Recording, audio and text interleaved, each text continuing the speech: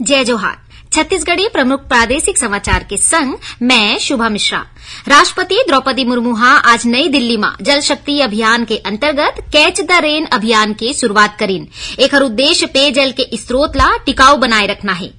केंद्र सरकार 1 अप्रैल ले हॉलमार्क वाले ऐसन सोना के गहना और सोना के कलाकृति के बिक्री ऊपर प्रतिबंध लगाए के निर्णय ले है, जेकर ऊपर 6 अंक के कोड नहीं होही। छत्तीसगढ़ के राज्यपाल विश्वभूषण हरिचंदन नई दिल्ली में उपराष्ट्रपति जगदीप धनखड़ और प्रधानमंत्री नरेंद्र मोदी ले मुलाकात करीन। मुख्यमंत्री आज रायपुर में आयोजित राज्य स्तरीय महिला सम्मेलन के शुभारंभ करीन। अच्छा प्रदर्शन बर सखी वन स्टॉप सेंटर और नवा बिहान योजना के महिला अधिकारी और पर्यवेक्षक मन ला सम्मानित करीन।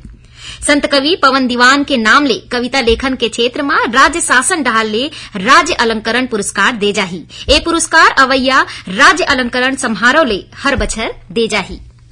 केंद्रीय स्वास्थ्य मंत्री डॉक्टर मनसुख मांडविया और रेल मंत्री अश्विनी वैष्णव काली नई दिल्ली में हजरत निजामुद्दीन रेलवे स्टेशन ले एक जन औषधि ट्रेन छत्तीसगढ़ संपर्क क्रांति एक्सप्रेस ला रवाना करे रहीस। ये ट्रेन अबले कुछ देर बाद रायपुर स्टेशन पहुंची। छत्तीसगढ़ नागरिक संघर्ष समिति ले रायपुर में ध्वनि प्रदूषण के मामला में रायपुर कलेक्टर और पुलिस अधीक्षक के विरुद्ध दायर अवमानना याचिका की सुनवाई बिलासपुर हाईकोर्ट में हुई। कोर्ट रायपुर कलेक्टर और पुलिस अधीक्षक ला नवा शपथ पत्र प्रस्तुत करे बर आदेशित करे है। दुर्ग जिला के भिलाई चरौदा क्षेत्र में भारतीय रेल के सबले बड़े 50 मेगावाट क्षमता के सोलर प्लांट बनके तैयार हो गए हैं। जल्दी ही ये सोलर प्लांट ले उत्पादन शुरू हो जाही और रोग प्रतिरोधक क्षमता ला बढ़ाए बर शासकीय आयुर्वेदिक महाविद्यालय चिकित्सालय रायपुर डहाल ले 1137 लइका मन ला स्वर्ण प्राशन कराए गिस। ये रहीस अब तक के प्रमुख प्रादेशिक समाचार। जय जोहार।